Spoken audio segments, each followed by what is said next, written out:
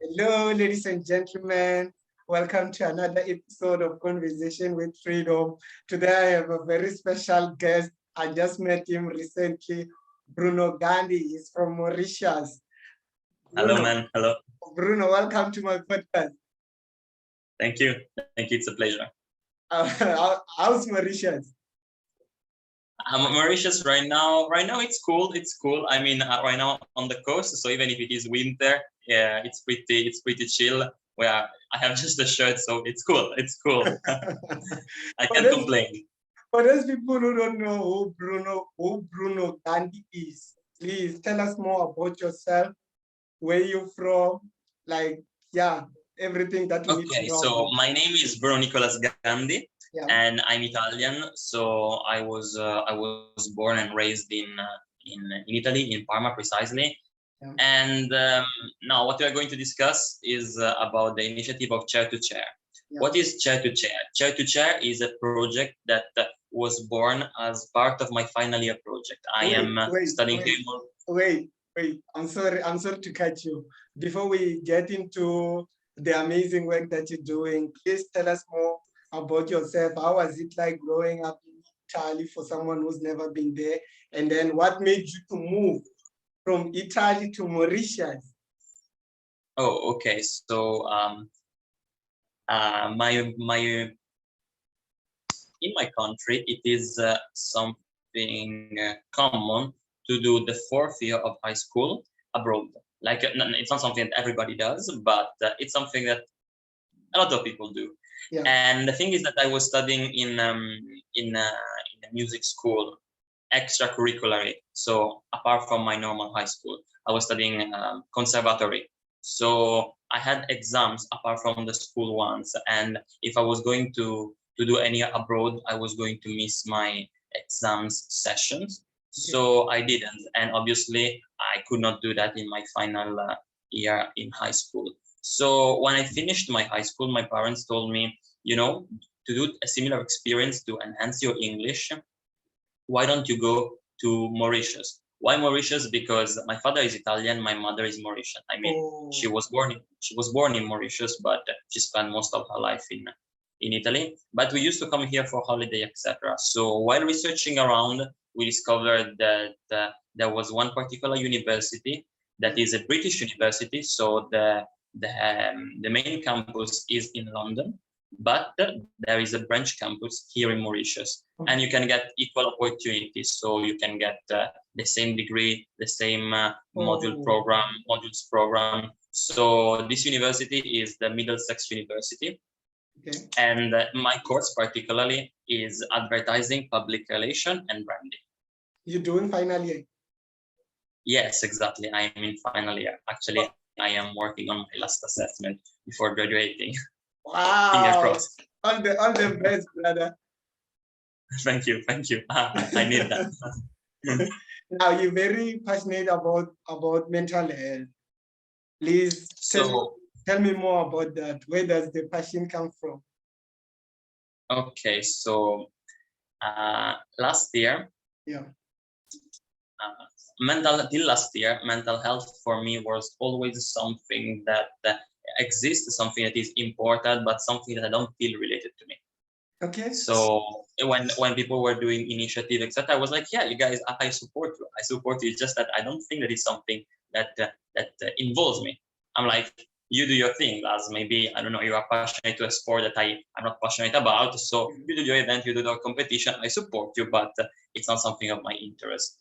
And actually during lockdown last year, like the second lockdown that we had in Mauritius, I was alone, and I had to stay alone for 2 months at home, and I didn't had such an experience in the first lockdown, and that is something that really signed me, that really made me think about mental health, because I had some very low moments there, but I didn't fall into a proper depression, because I had someone else by my side that was really supporting me, even if not physically, that was with me most of the time on video call, etc., and we were doing everything together.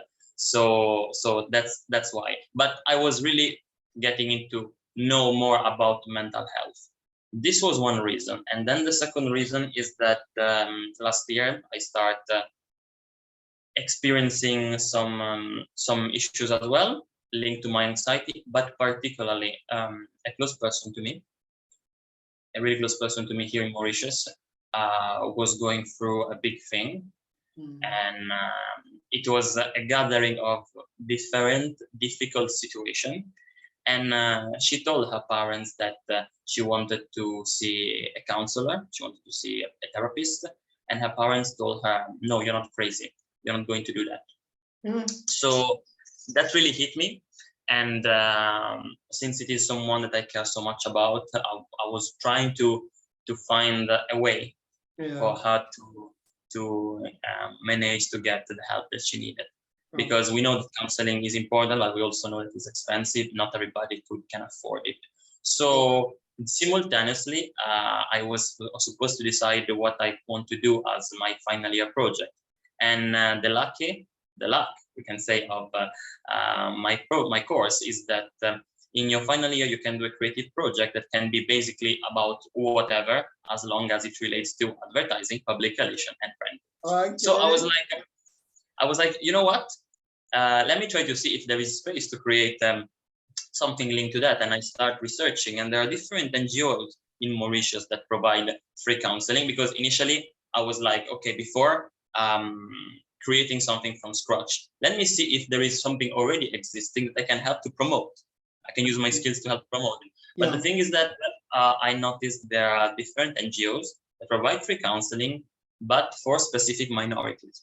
What does it mean? It means that if I am a guy of 22 years old that doesn't belong to the LGBT community, that fortunately, touch wood, doesn't have cancer, HIV, autism, other type of disabilities, or I don't have any past in drugs or past in addiction or childhood in the streets and stuff like that, then it's difficult to find a space for me to get addressed, for me to open up, etc. So I start contacting some counselors to ask if they knew about it, about something for free for people that cannot afford counseling, like what are the options. And I discovered that there is a governmental unit called Life Plus. Here in Mauritius, we have that. And it will give you a counselor, a therapist, but in a public hospital. So I was like, okay, let me dig more into that. And I discovered that, as long as I know, because some of the information that I gathered come from word of mouth of counselors. So I'm trusting them that they are pretty reliable as a source. But what I came to know is that there is a procedure, but it's pretty much a hassle, because you need to book an appointment with a general practitioner, then you will get another appointment finally with a counselor, which means that you need to go. Imagine, like in the case of my friend, your parents are not supporting you, they are not going to give you money, and they even told you, no, you don't go there.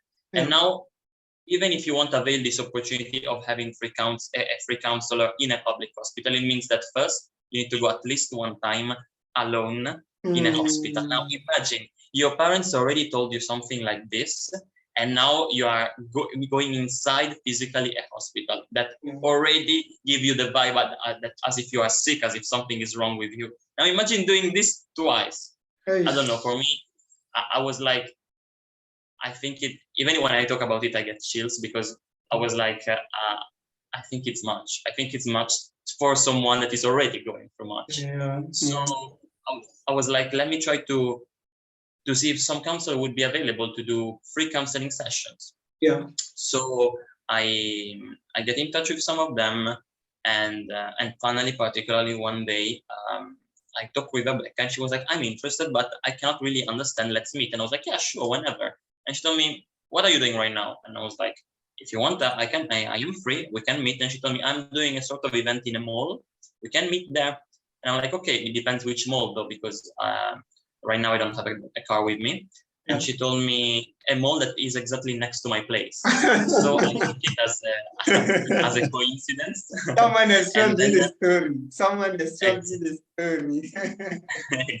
Exactly. So I went there, and she and another counselor called Anwar Mother Bocuse, were doing an event that they call Mental Health Roadshow.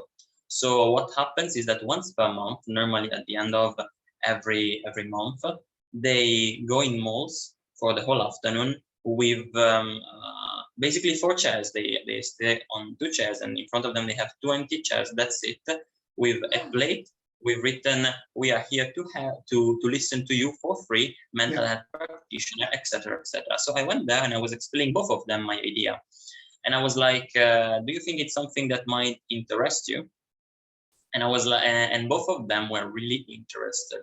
So I was still thinking about my option, and that night, when I came back home, I was like, okay, sooner or later, if this thing works, I will have to give it a name.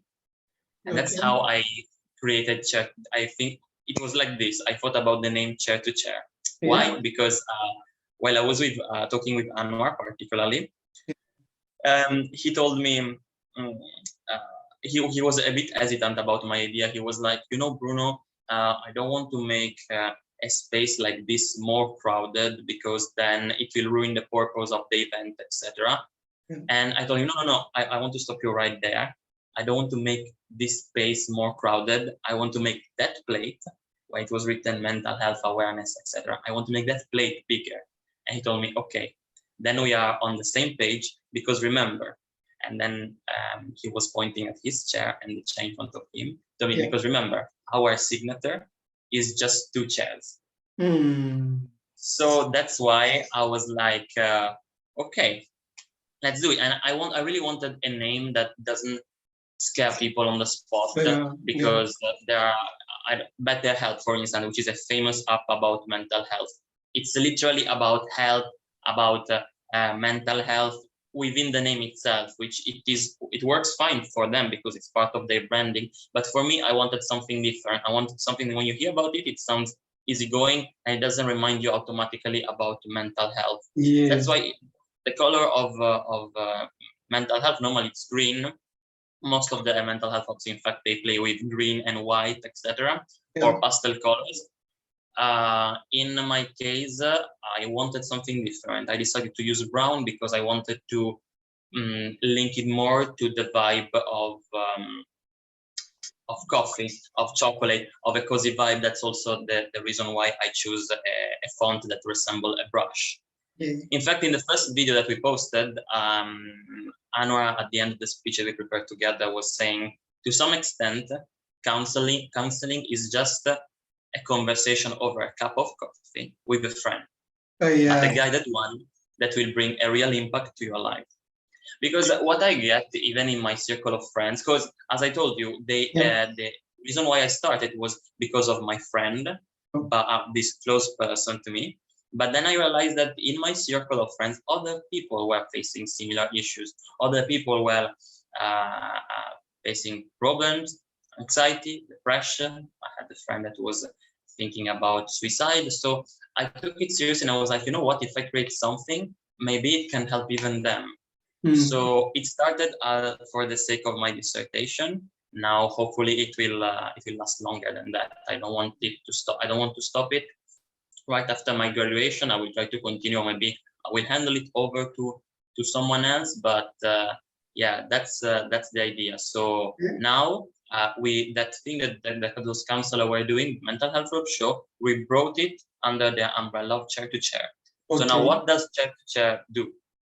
So Chair to Chair provide 2 free counseling sessions to everyone requesting that above 18.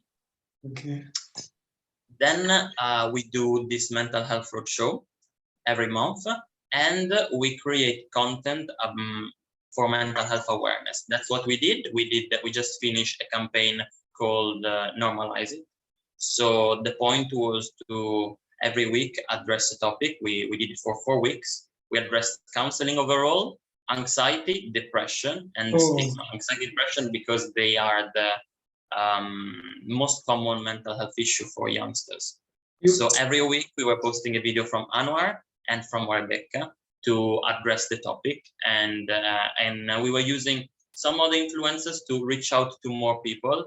And in fact, right now since May is a month about mental health, I am aside from my campaign, I am working on a series of pictures to release with a creative concept that me and 3 influencers were thinking.